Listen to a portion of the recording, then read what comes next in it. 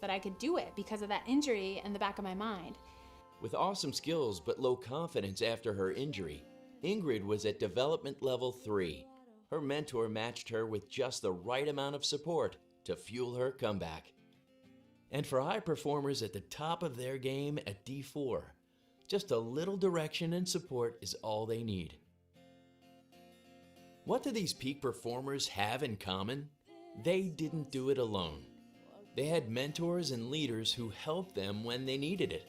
Situational Leadership 2, or SL2, shows leaders how to diagnose what their people need and match those needs with the right amount of direction and support. How great would it feel to get just what you need just when you need it?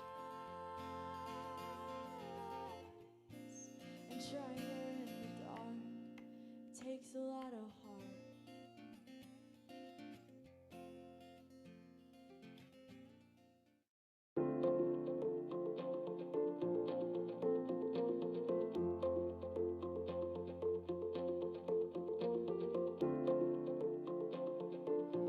The Ken Blanchard Company's Coaching Essentials program helps managers and leaders add coaching behaviors to their leadership skill set. The 6-hour one-day program teaches participants how to draw out ideas and solutions, collaborate on problems, and how to apply directive and supportive behaviors that keep people moving forward.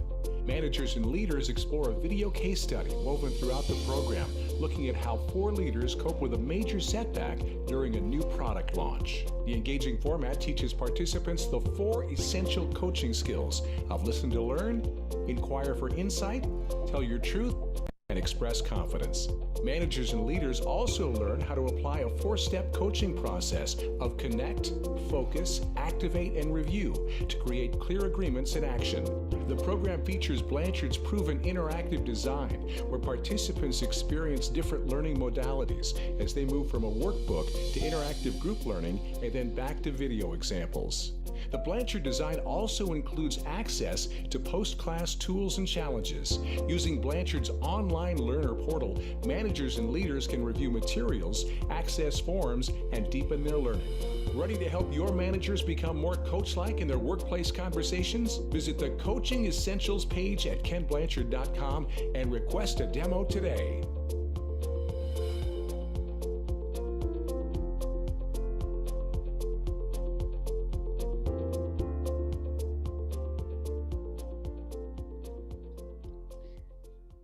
Right, good evening and welcome to everyone here. Thank you so much for spending time on your Friday afternoon to come. My name is Derek Ma and I'll be your host for today's webinar. We will spend a couple more minutes just waiting for a few more people to come, but in the moment here, we're going to start our webinar today, which will be called Building a Coherent Leadership. So give us a few more minutes and then we will start. We'll have one more video and then we will get into it. Thank you.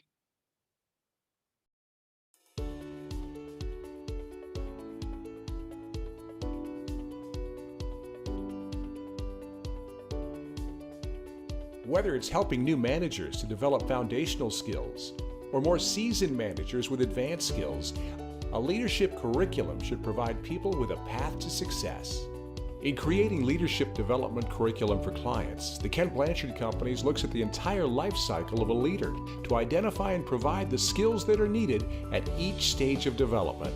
At an entry level, Blanchard recommends a program that focuses on performance management basics. Blanchard content in this area is drawn from the business bestseller, The New 1-Minute Manager.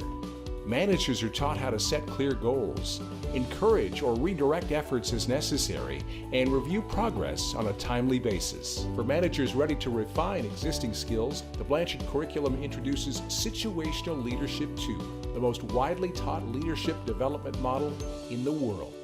Leaders learn how to tailor their direction and support based on the development level of the team member. Leaders learn how to apply a situational approach to self, one-on-one, team, and even organizational change dynamics.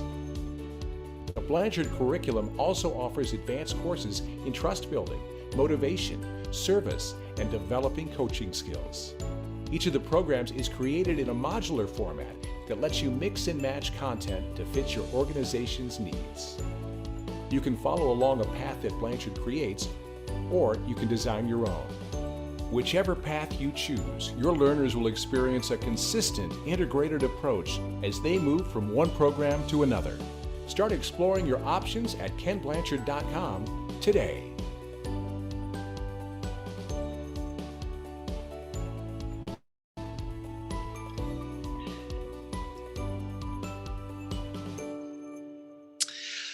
Well, good evening once again. We want to give you a warm welcome to our Ken Blanchard Singapore webinar. And again, it is the webinar titled Building a Coherent Leadership. So my name is Derek and I'm one of the management partners and I oversee Singapore. And again, warm welcome. Before we start, I'd like to just share a couple of house rules before we get into it. First, we want to encourage everyone to be on mute during the session, and it will be an active webinar, so we would like you to put any questions that you have in the chat box, and depending on how many questions we'll have, I'll read them out at the end of the session. So please remember, let's stay on mute during the actual session, and then after that we will have a Q&A session at the end. But first, let me introduce our speaker here tonight. His name is Kevin Chan. Kevin is a managing partner of the Momenta Group. He is also an experienced regional business strategy consultant and trainer. He has lived and operated in Singapore, Malaysia, Thailand, and New Zealand, and his projects have reached across 11 different countries in the Asia-Pac region. He has a broad history of applying key principles across industries, including the financial sector, F&B, logistics, manufacturing, IT, nonprofit, and others. So, without further ado, let's begin the session. Kevin, over to you. Thank you very much, Derek. So I think I'll just stop share for a minute, just while I get to see everybody and interact with you for a bit. So you've heard my slightly embarrassing introduction. I didn't write that, to be honest, and it's always feels a little bit like, oh, is that me? So I'm just very thankful for the opportunities I've had to experience different parts of different organizations, different cultures, different countries. But actually, there are some very common threads that flow through leadership culture as we go through these different countries. And so before I start, I mean, that was a bit of introduction about myself. I'm married, got 2 kids. Currently living in Singapore, and we love it here. I'm Singaporean. I was overseas for about 21 years in those countries that Derek read out, and then came back maybe about 15 months ago in the throes of COVID, which is always fun. But man, I'm loving Singapore so much more now and really appreciating being here. So for you guys, maybe I'll just get you to introduce yourself in the chat. So if you open up your chat box and just, I see your name, you've got your name already, but maybe just put down what organization you're with, and then what do you do at this organization. So if you can, maybe we'll take a couple of minutes to do that, just so I've got an idea of the people who are here before we carry on. So jump in the chat box and just introduce yourself, please.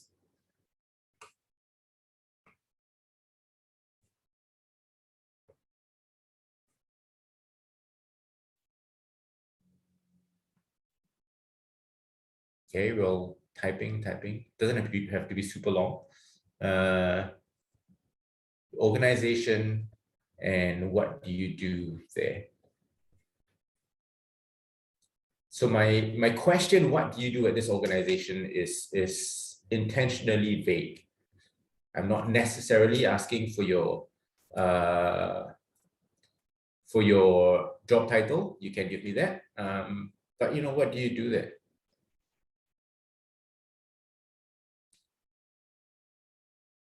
Okay, do we have access to the chat? There we go. Cool. Masna from Department of Schools in Brunei. Whoa, welcome from Brunei. Anu, Carter's Director of Global Talent Management. Very cool. Welcome, Anu. Anyone else? Welcome, Masna. Selamat datang dari negara Brunei. Yeah, that's it. That's the extent of my bahasa Melayu. I'm Pranakan.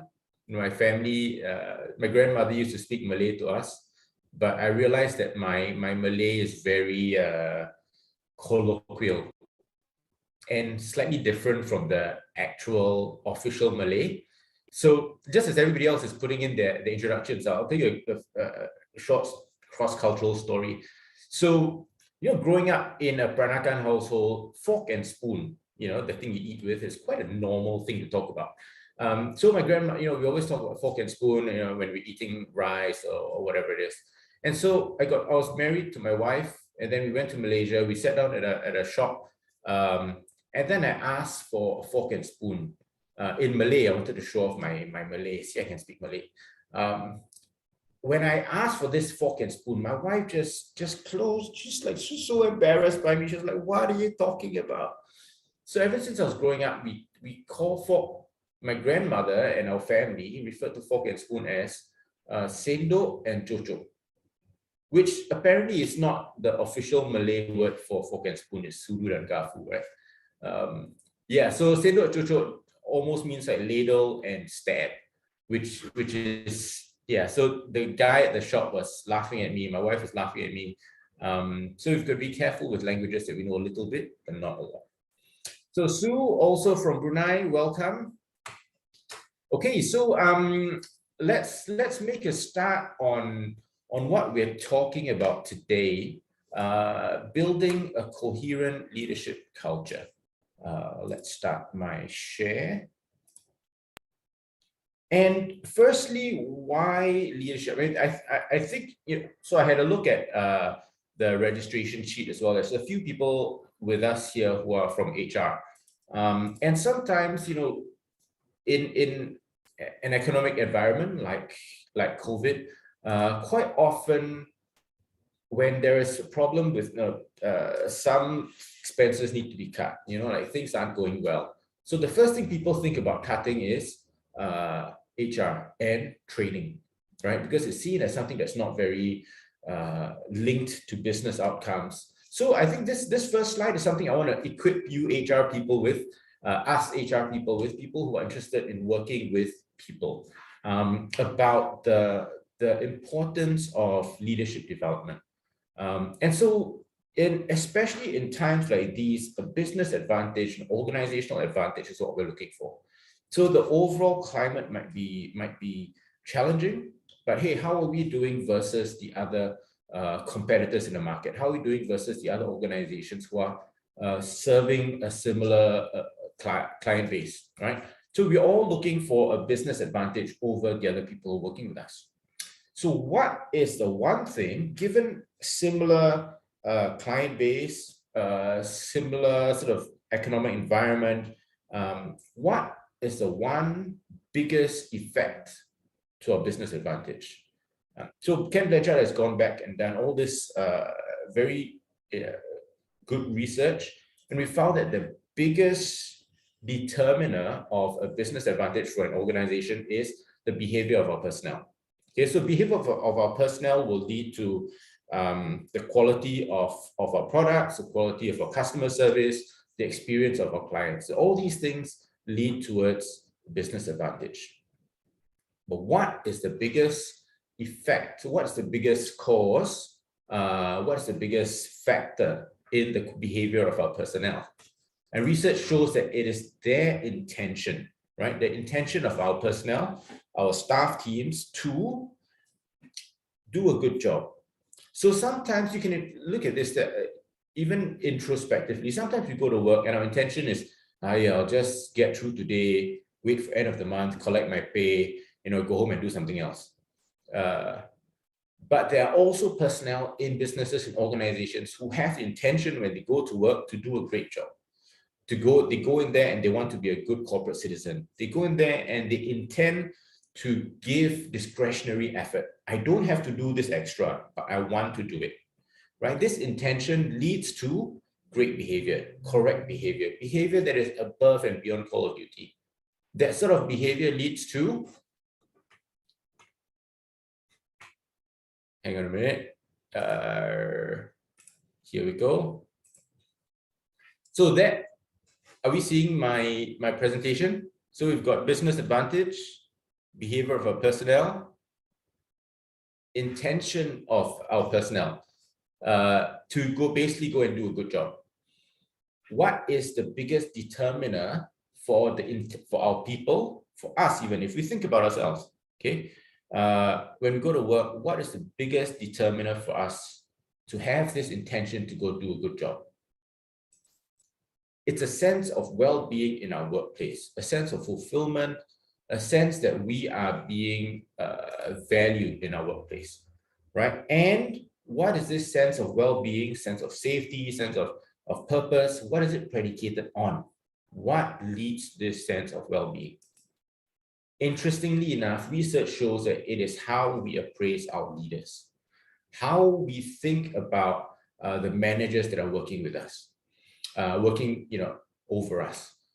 And so how people view their leaders leads to this sense of well-being, which leads to them having an intention to do a good job, discretionary effort, go above and beyond the call of duty, which leads to behaviors that lead to business advantage. And so there's a very well-researched, well-proven chain between good leadership, people appreciating the leaders that they have, towards the organization having advantage in the marketplace. Like it or not, we always tell our leaders when we do training, like it or not, when your staff and your team members go home after work, they're having dinner with their family, guess who they're talking about? They are talking about you. They are talking about their team leader. And what are they saying? That in the end will determine how well your business or how well your organization does in the marketplace. So seeing as there is this, there's an important case for leaders, how then do we build this idea of a leadership formation ecosystem? I'm going to show you that quite very often we jump straight to, when we talk about leadership, what we're going to talk about training. Great, and that's what we do. We're a training organization, but leadership formation is much more than just training, right? On the surface, it looks like, okay, we'll do this program, we'll do this program, we'll do this program. But in today's talk, what I'd like to do is show you under the hood. We look at this morning, this afternoon, I was having lunch, and this really loud orange Maserati flew by. And I was going, man, how do these cars go so fast? The looking at the paint, looking at the design, all that's one thing. But we flip open and look under the hood, will tell you the secret of how all these things are put together. So with a leadership formation ecosystem, you can look at the outside and it looks impressive maybe, but really the magic is what happens under the hood. And this is what I'm going to show you today with an organization like Ken Blanchard. Ken Blanchard has been in business since 1969, running leadership development. Momenta has been around for 16 years as well. So through all these leadership development that we've done, professionals that have been through the system, studies, what actually makes up a leadership formation ecosystem, right? So the first question we need to find to answer is why. Simon Sinek, his very famous book, Start with the Why. So as we think about our leadership formation ecosystem, the foundational philosophy right at the bottom, why are people leaders in our organization? Are people leaders in the organization because they want to make more money? Because that's a natural thing, after a while, you've worked in an organization for a while, you're doing an okay job, you get promoted. It's just normal, right? But why? Why do people want to lead other people? And this is something that if we can nail down what is our foundational leadership philosophy, everything else flows out of this. It is like the roots of a tree. And it comes down to this foundational. You can talk about different philosophies, but it comes down to this question: is the leader, as a leader, am I here to be served, or am I here to serve? Am I the leader so that I can tell my team members, okay, you do this, you do this, you do this, all this, so that okay, my project will be successful, right? Or am I here to help everybody flourish in what their job is? And I'm not saying that my job, my project isn't important, but when I'm focused on other people doing their parts, all those parts come together, that makes the big difference in my project. So it's not really a focus of what's important, what's not important. It's more about where is the leader's attention? Where is the leader? What is the leader thinking about? So there are a whole bunch of really good quotes from some people who are sort of heroes of our generation and generations past. So Nelson Mandela says, to be free is not merely to cast off one's chains, but to live in a way that respects and enhances the freedom of others. Mahatma Gandhi, best way to find yourself is to lose yourself in the service of others. Winston Churchill, we make a living by what we get, and sometimes that's where we stop. But I'd like to encourage us to think a bit further, push our leaders a little bit further. We make a life by what we give. Jesus says, whoever wants to be great must first become a servant. Whoever wants to be first among you must be a slave. And from that, Martin Luther King Jr. says, everybody can be great because anybody can serve. You don't need to have a college degree. You don't have to make your subject and verb agree, etc. You only need a heart full of grace, a heart generated by love in order to serve other people. And Ken Blanchard, the founder of the organization we work with, servant leadership is all about making the goals clear, so clarity, then rolling up your sleeves and doing whatever it takes to help people win.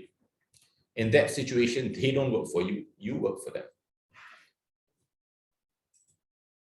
So I've taken some of these different ideas and put together my philosophy around servant leadership, which is a bit of a definition, which is adapting your priorities, decisions, and style based on the needs of the people you lead. And that second part of the phrase, based on the needs of the people you lead, is the key there, because it's not about your priorities, decisions, and styles based on my preference. That's our natural go-to. But as a leader, we need to make that next step to base our priorities, decisions, and needs and style based on the needs of the people that we lead. So a servant leader is not necessarily somebody who sweeps the floor, who makes coffee. We're not looking for managers who will bring coffee for everybody, sweep the floor, clear the rubbish. I mean, actually doing that is not meeting the needs of the people that they lead. They need to be doing something else that nobody else can do.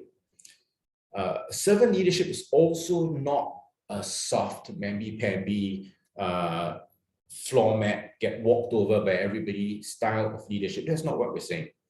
In fact, there was once I exercised servant leadership by firing somebody. Because if I didn't do that, the effect that person had on the rest of the team was very, very negative. And so in order to serve the rest of the team, I had to fire this person. And actually it was for their good as well.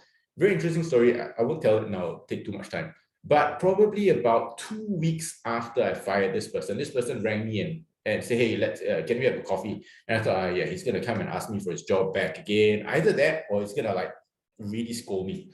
So I said, okay, yeah, let's have coffee. We're at coffee. He paid for my coffee, shook my hand and said, thank you so much for firing me. This is what I learned from the experience. And he told me he just realized that he wasn't pulling his weight. He was being lazy bum. He was relying on everybody else to do his share. And that really woke him up. Also, it wasn't the right job for him. So it worked well for everybody. In firing someone, taking the difficult decision, and actually it wasn't a very easy conversation at the time. I did that based on the needs of the people I was leading. So servant leadership is actually quite often the harder path. And that's what I want to encourage people to look at when in our leadership. So at Momenta and at Ken Blanchard, we are very aligned on this, which is why we're partnering in Singapore. So Blanchard is the way Blanchard functions in a lot of different countries is they function through local partners. And so in Singapore, Indonesia, Brunei, Hong Kong, and Vietnam, we are their partner in these territories. And the reason we do that is because we are so aligned in our philosophy that the role of leader is to serve our people. Second layer is the what. Okay, what are we trying to build when we talk about leadership? So again, there is a lot of us here are HR people, and when we think about leadership, we go, oh, leadership competencies. What's our competency framework? What's our, all that kind of stuff. And yes, there is a part of leadership, but there are also other components of leadership, which we have identified 7 assets. So firstly, core values and mindset. Most of the great leaders you think about, if you think about Nelson Mandela, Winston Churchill, all these people we listed before, and you say, what made them a great leader? Usually, it's not a competency. It's something really deep.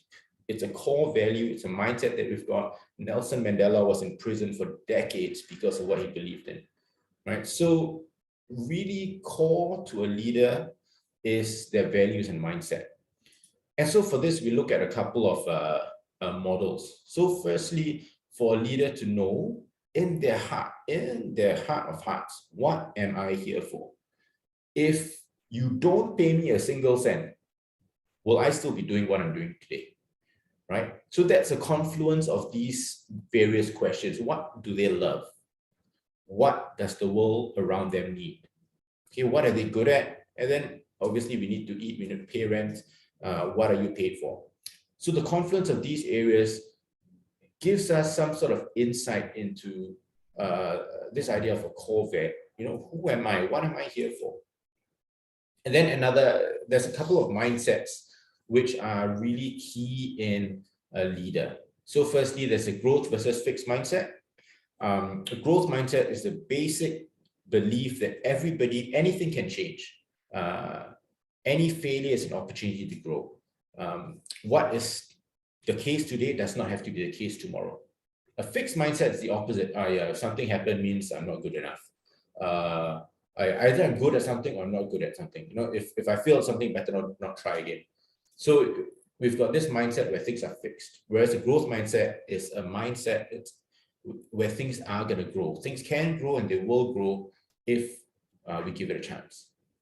And then the second mindset, which is inward versus outward mindset. What is our focus when we're doing stuff? Are we doing, everything that we do in our day-to-day activity, are we doing it because of internal personal reasons? Or are we doing it for other people? Why do we live our lives? Why do we carry out the things that we do? So this again feeds from that foundational philosophy of servant leadership. So you see, if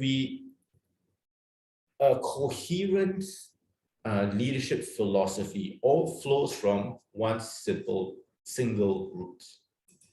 And then outside of core values and mindset, everybody has natural gifts and strengths. So natural gifts and strengths, we identify it's made up of 4 areas. It's made up of personality. It's made up of behavioral preferences. It's made up of, behavioral inclination, made up of natural aptitudes. There's some people who are just good at certain things. And then there are job role preferences, right? So these 4 areas make up natural gifts and strengths.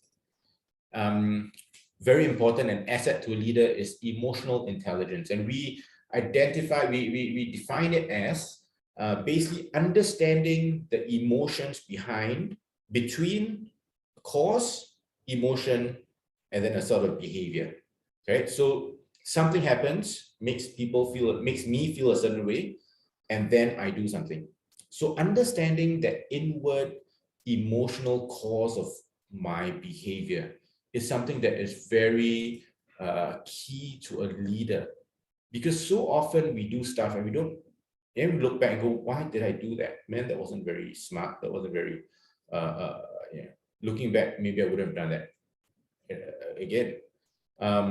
So there's that inward self-awareness. Then there is this outward self-awareness, not only knowing in myself why this happens, but also in other people. So for example, when COVID hit, now everybody's got to work from home. How does that make people feel?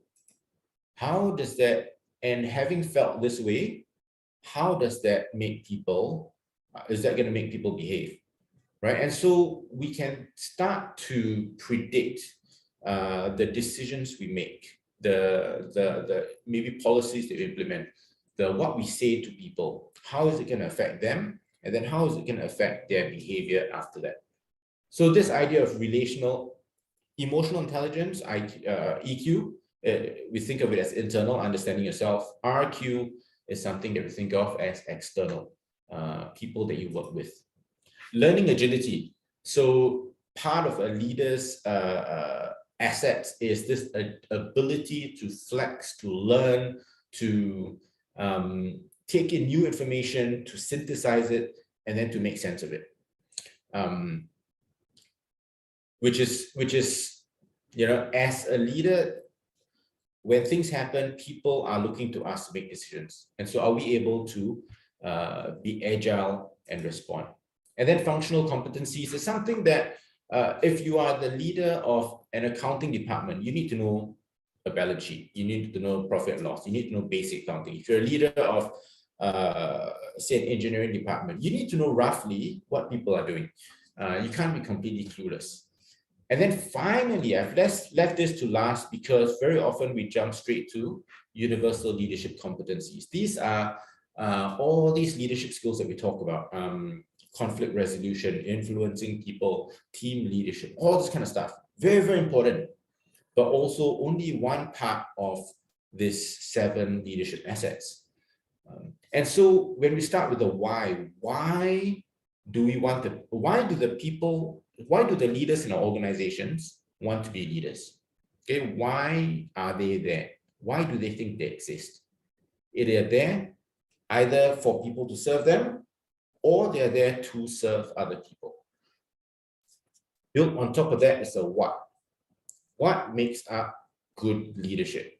There are these 7 areas: core values and mindset, natural gifts and strengths, EQ, RQ, learning agility, functional competencies, and universal leadership competencies. Now we get to the area that we, as HR, as L&D people, the area that we look at when we talk about interventions. We can leave people to go develop their leadership. So Nelson Mandela developed his leadership over 30 years. Most people don't stay in organizations that long. And developing leadership in that way is, you know, that's how it has happened for many people, but we can also make it happen more intentionally rather than just incidentally.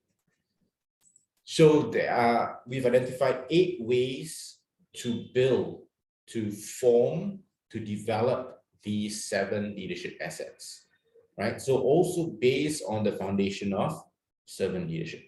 I'm going to keep coming back because I really want to emphasize that all these are not disparate parts that are just, you know, thrown together somewhere.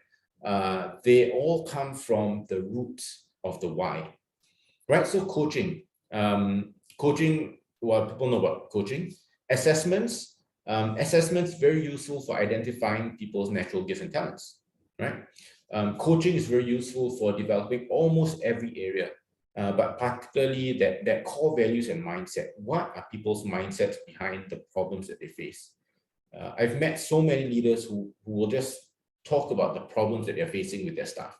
And actually, like John Maxwell says, everything rises and falls on leadership. The leader can blame their staff all they want, but actually the responsibility is with the leader. But how do they realize this? How do they discover this? Very often it's through coaching. All right, so that's coaching. Assessment. Training is what we, a lot of us here are involved with. Momenta is a training company. We also do coaching assessments. We do this whole lot, which is why I'm sharing this with you. But training is a big part of the whole leadership development ecosystem. But it's only one part.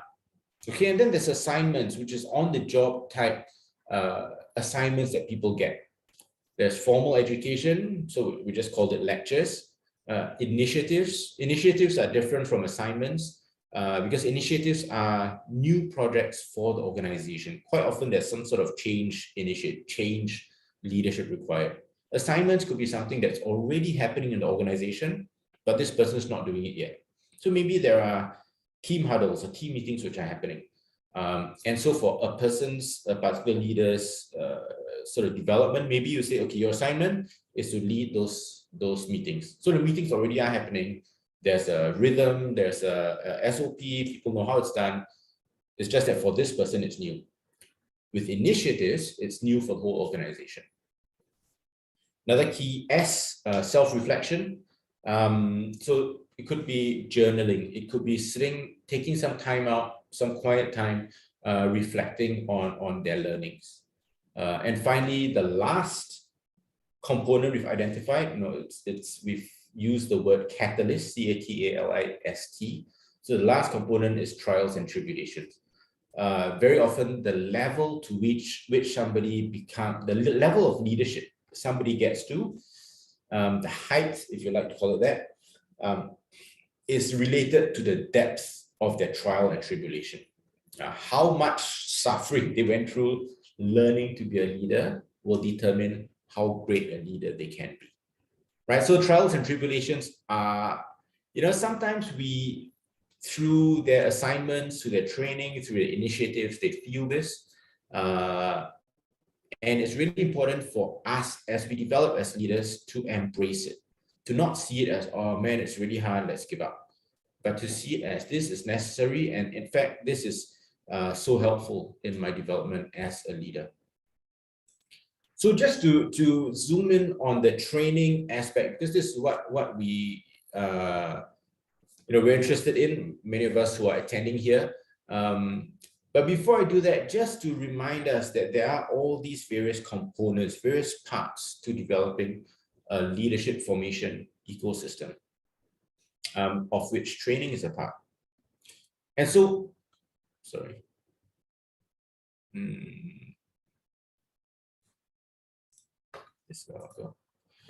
With training, with the Blanchard training, really a core philosophy that comes from servant leadership, comes through this idea of different modalities and all that. And we look at this SL2 model is a core of a lot of what we do. So Blanchard's SL2 is the most widely taught leadership model in the world. It's a chosen leadership framework of 2/3 of Fortune 500 companies. So these are the most successful organizations in our world, basically. 2/3 of them use this leadership framework. More than 5 million leaders have been trained, 150,000 people go through it every year. 35 countries translated into 15 languages. And so even just at Momenta, we are involved with Blanchard's SL2 in 5 countries around the Asia Pacific countries. And so this is something that we see as one of the bedrocks of the leadership training side of part of the ecosystem. And so using this model as, I'm not going to go through the model now because that's what the course, the workshop's about. But using this model, we have SL2, which is the workshop that we've got for leaders. We've got team leadership, which is another workshop also based on similar models, same philosophy. And the whole idea behind this philosophy is, number one, let's define what the job is needs to be done. Number two, let's diagnose where people are at, what people's needs are. Number three, let's meet their needs as leaders. Very simple. Step one, define. Step two, diagnose. Step three, match our leadership style to their needs. And then we apply it to different situations, right? SL2 is one-to-one leadership. Team leadership is one person to a team. So there's another workshop called Leading People Through Change. And so that is taking this model, taking this philosophy, applying it to change leadership. And then there's another one called self-leadership, which is basically looking at this model from the perspective of a follower, of somebody who's a team member. So the leader does it from the perspective of a team leader. And then as team members, it's really important for us to understand this model as well. So sometimes we can self-identify our developmental level, self-identify what sort of leadership style that we need. And then we can ask our leader for it, and makes their job so much easier. We've seen in some organizations we've worked with where they've done this whole suite of programs, and the whole organization now has a new leadership language. And they use this weird language nobody else understands: T1, T2, T3, T4, D1 to D4, S1 to S4, all this weird stuff. And outside people go, what are you talking about? But then once the person says a specific word, hey, I'm D2, can you S2 me? Immediately the leader knows what's happening. And that's because there is this coherent leadership culture within the organization. So from this SL2 model, we've got these 4 sort of core courses, core workshops. And then there's one called Legendary Service. So this is basically helping our people to apply this principle, not just to within the team, but then to the people that we serve. How do we apply this idea of others focusedness, right? A focus on other people, prioritizing other people? How do we apply that in our customer service? And man, your clients are going to know that. They're going to feel it, that, hey, dealing with people in this organization, they really prioritize me over their own break time, for example. So care, committed, attentive, responsive, and empowered. Empowered not just to serve the customer, but also empowered to take care of themselves. Because if your staff are doing well, your staff will take care of your clients. If your staff are not doing well, then guess what they're going to do with your clients. And then we find that in the SL2 model, there are 4 leadership styles. The style that is the most demanding is coaching, the coaching style, because I won't go, it's going to take me going through the model to explain why. But in the coaching phase, there is a lot of demand on the leader. And so there's another course that we've got called Coaching Essentials, which Derek actually will be doing a webinar on next month. So Coaching Essentials basically looks at coaching from a leader's perspective, not coaching from a coach's perspective, which is very different, right? So there's this ICF has 3-day coaching courses and that sort of stuff, and that's really coaching for a professional coach. But how does a people leader who's not a professional coach, how do they implement coaching in their leadership? So that's what the Blanchard coaching workshop's about. Then we found that in a lot of situations, you probably see this in your own organizations, people who are really good technically, right, in their team, they are the most experienced, they do the best job, then they get appointed as team leader, right? And now they've got no idea what to do. Because they're really good at doing the job before, now they became team leader. Now their job is not to do the job. Their job is to lead their people to do the job. And the leading their people part becomes the problem because if they don't have the experience or the skills. Sometimes we call it promoting somebody out of the area of expertise. It happens.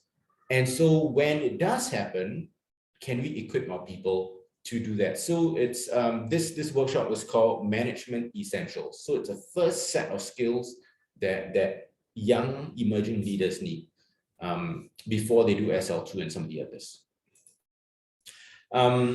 You can go into the Mercedes showroom and you can be all fancy and dressed up and be all, speak with the posh accent and all that kind of stuff. But when you go into a Mercedes showroom, they'll say no money, no talk, right? So in leadership, you can have all this sort of fancy stuff, but if you don't have trust between the leader and their team, no talk. If as an organization, you don't have the trust of your client base, what are we talking about? Nothing to talk, right? So no trust, no talk in leadership. So building trust is another program that we've got. It's one of the shorter programs, but it gives people a framework through which to a lens through which they can see all their trust building activities. Because trust is this idea. What's trust? How do you build trust? It's this nefarious, sort of weird, esoteric sort of esoteric idea. What is trust? So actually, building trust is as simple as A, B, C, D, right? So there are two ways you can learn what this A, B, C, D is. One is attend one of our workshops. The other one is you can go to kenblanchard.com and look at the Building Trust workshop. The newest workshop that we've got is this one called Conversational Capacity. And if you've noticed, even on social media nowadays, it's really hard to have a reasonable conversation with somebody you disagree with, right? I mean, imagine going on social media and just making a comment on vaccination. My gosh, there are all these things which I don't dare to talk about on social media nowadays. Because you get people from two ends of the spectrum and they will just yell at each other. Or there are some people who will just completely avoid the topic and run away, go hide in a cave, not talk about it. What happens when this sort of dynamic takes place in our organizations? The loud people end up ruling, and all the quiet people with really good points, who are really smart, end up being suppressed and put down, and their points of view are never heard. And so conversational capacity is a program that helps people to arrive at this sweet spot of conversation, where we look at candor. Candor is the willingness to share your points of view versus curiosity. Curiosity is wanting to know the other person's point of view, right? And how do we get to this sweet spot of a balance between the two? What are some skills? What are some ways to identify your own natural tendency? Do I tend to fight or flight or run away? And then when I feel like I'm going to run away, or when I feel like so annoyed that I'm going to raise my voice, how do I overcome that and apply some really simple skills that helps the organization have good conversations? So this one slide here really is a bit of a blueprint, if you like, of a leadership culture within an organization. Under each of these circles or squares or whatever, there's a whole bunch of material, there's a whole depth of study of how we do these things. What's behind coaching, what's behind assessments, what's behind trainings. There's a whole bunch of depth behind this. But at the top level, 30,000-foot level, this is what it looks like when we are looking at developing leadership within our organizations. So what I really wanted to share with you, so if you want, I'm going to turn away from this. I'm going to switch to the next slide shortly. So grab a screenshot if you like, no issues there. So what I really like to end up with is this idea that growing leadership, developing leadership, is a bit like growing a plant, right? And what do we need for plants to grow? We need soil, we need sunlight, we need water. Fertilizer helps. There's no one thing that is going to help the plant grow. If you plant a plant in just fertilizer, it's going to grow really quickly for about 2 weeks, and then it's going to die because it needs all the other things. So as we are looking to develop leadership within our organizations, so firstly, that, why we are in this is because we want to serve our communities.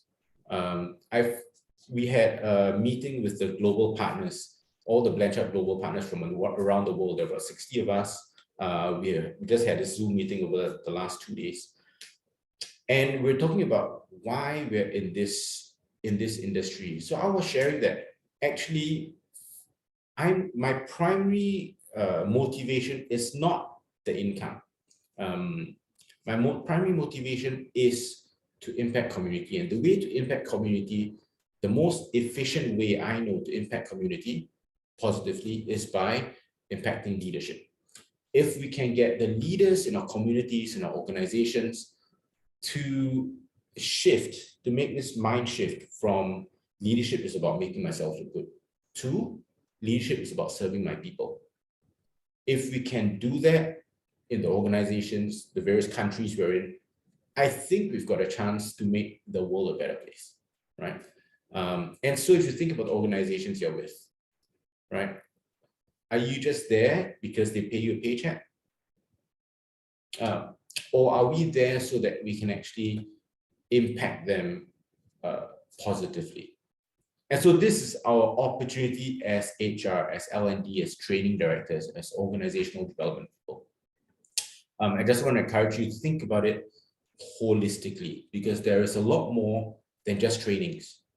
We do trainings, but then there's all these other parts of the ecosystem. Right, so over the next few weeks, we've got public programs. So if you want to join and get a taste for what we're talking about, we've got these public programs coming up. They're all virtual. So whether you're in the Brunei or Hong Kong, I'm not sure if we've got some people from Vietnam here, Singapore, obviously you can come. So these are the dates and the programs that are running. Oh, the only thing there is that the T4T is not virtual, that's face-to-face. So we also empower organizations to run these workshops internally. So if an organization sends an internal trainer, we'll do a T4T for them, and then they'll include all the materials that they need, and then you can run the programs internally. So these are the public programs that are coming up. Just take note of that. If you're interested in them, you can contact us. That's the email address, or go to that website, leadershiptraining.com.sg, training courses Singapore. Okay, so I'll leave this up for a couple of seconds while you grab a screenshot if you like.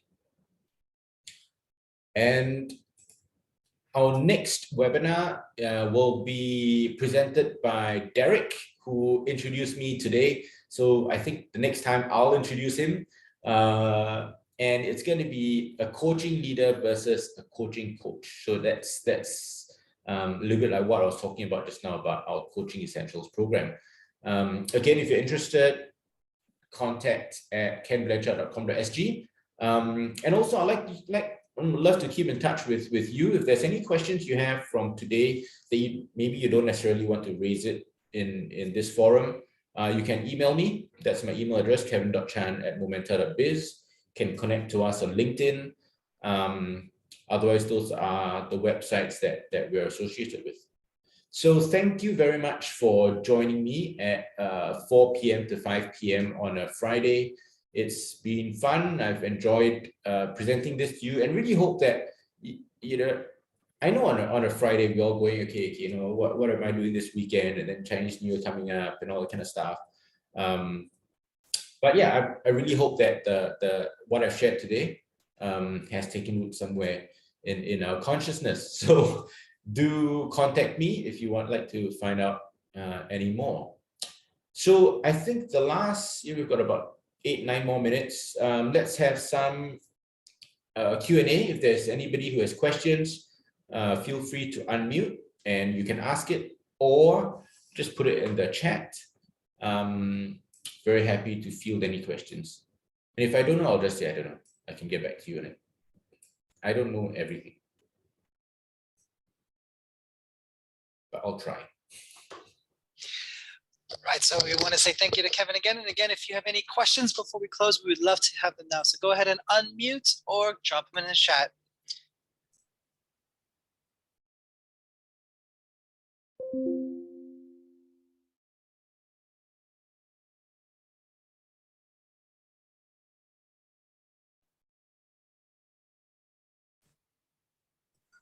Thanks for that, Sue. Compassionate leadership, is this similar to servant leadership? I would say very similar stream. Basically, being compassionate is putting somebody, is putting yourself in somebody else's shoes. Going, oh, this person, being empathetic, seeing what they're going through, and then trying to lead them based on that. And so, which is very similar to servant leadership. We want to, decide on we determine our leadership style, our decisions, our priorities based on other people's needs, the needs of the people that we are leading. So I would say a very similar thread. Yes. Thanks, Sue. There have been a few providers of leadership development program, and instead of situational leadership or servant leadership, they use a synonym. I'd just like to encourage you to check into the background, because the original publishers of SL2 situational leadership is Ken Blanchard and Paul Hershey. They published it originally in 1969, but since then a lot of people have come up with copycat products, and they just taken the first word and put in a synonym. So yeah, but if you want to go back to the source, then this is where it is. Yeah. Cool. Thank you very much, alias SV. Yes, do contact Denise. Denise is our marketing manager. The other person you can contact is Daphne, or just contact Ken Blanchard. Actually, that will go to Daphne. She's our business manager, and yeah. Yeah. Hello. Thank you very much. Hi. I am watching your presentation, very good, and then thank you for inviting me and giving the chance No to problem. explore your leadership programs. Okay. It's very interesting, and Simimotech is a training center in Brunei, and we are, I think, providing services for the ASEAN in the region. Cool. So mainly for the technical and vocational teachers. Mhm. But not only that, we also provide training for the ministries, departments, and also the industries, right? Okay. In the region. Yeah. So I'm very really interested with your programs, Cool. the blanket model. Sure. I think my training manager will keep in touch with you all. Okay. In the maybe after the Chinese New Year, Great. hopefully that we could have something that I think together with the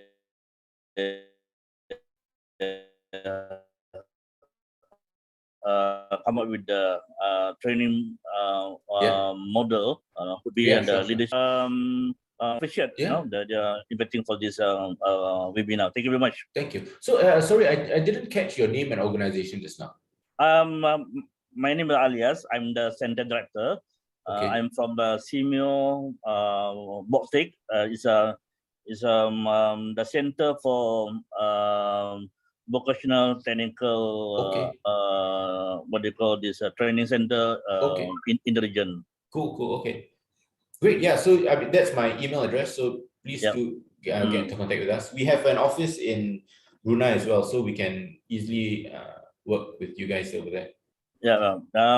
We provide training, research, and also consultancy. So I think we could have more discussion on this. Thank you very much. Absolutely. Thank you, Elias. Great. Any other questions? Yeah, there's one more question in the chat. Oh yeah, sorry. Coaching leaders' perspective is somewhat mentorship style. Actually, Derek's going to talk about it next month, and he is our coaching expert actually. So Derek, I wouldn't be putting you on the spot if you want to address that. I mean, you don't have to go into too much depth. Yes, otherwise, so, Sue won't join us next month. Yes. Basically, it is the difference between what is kind of what we call pure coaching and executive coaching style. That would be distinct from mentoring. But actually, a lot of the times when we have coaching conversations, it is especially in the SL2 model, there is an essence of mentoring. There is an essence of the leader inputting into the person and helping guide that person along. So the best kind of coaching conversations in the corporate context is that there is some sort of mentorship included in there. However, pure coaching, outside what the executive coaches do would be different from mentoring and distinct. And I'll go more into that in next month's webinar. Great. Yeah, so I mean, maybe, if another way to think of it is it's like a Venn diagram, right? So there are some similarities, but there are also differences between coaching. There are some components of mentorship which is not really part of coaching. There's some part of coaching which, so mentorship involves more than just coaching, I'd say. And not all coaches are mentors. Great. So maybe, authoritative leadership. Sue, you're asking such good questions. So in the SL2 model, there is a leadership style called directive leadership, and it is still valid. It's when you apply it and how you apply it, who you apply it to, and that's all part of the diagnosis stage. So one thing that SL2, actually, a lot of people who do SL2 feedback to me that actually I'm really appreciative that SL2 creates space for directive leadership, because it is still needed. You can't just ask people and let people do whatever they feel like. Not everybody, right? So who, in what situations, in what circumstances, that's part of the diagnosis stage. So hopefully that answered the question, Sue. There is a place for it. But just because you're being directive, so with the caveat, just because you're being directive doesn't mean you're being rude. Doesn't mean you're scolding somebody. You're not tegur somebody all the time. You can be directive in a really nice way. And the way we do that is, you're gonna come for it'll be too long to share now. Cool. Right. Shall we end? It's 4 or 5 o'clock. Yeah, absolutely. Well, if there are any other questions, and my email or contact information is up there, just do get in touch. We're very happy to field any questions. Back to you, Derek. Yeah, so we just wanted to say thank you for attending this webinar. And of course, all of the contacts are there. Please feel free to either look us up on the many websites or give us an email, and we'd love to talk to you further. So we want to wish you all a very happy Chinese New Year. Enjoy some wonderful time with family, hopefully, and some wonderful food. And again, reach out to us anytime, and we would love to connect with you further, especially if any of these products introduced to you either through Kevin's webinar or at the beginning to the videos interest you in your organization. We would love to talk further about providing leadership solutions for your organization. But thank you very much for attending, and we'd love to see you again next month or any further conversations. So have a great Chinese New Year break. Take care, everyone, and thank you for attending.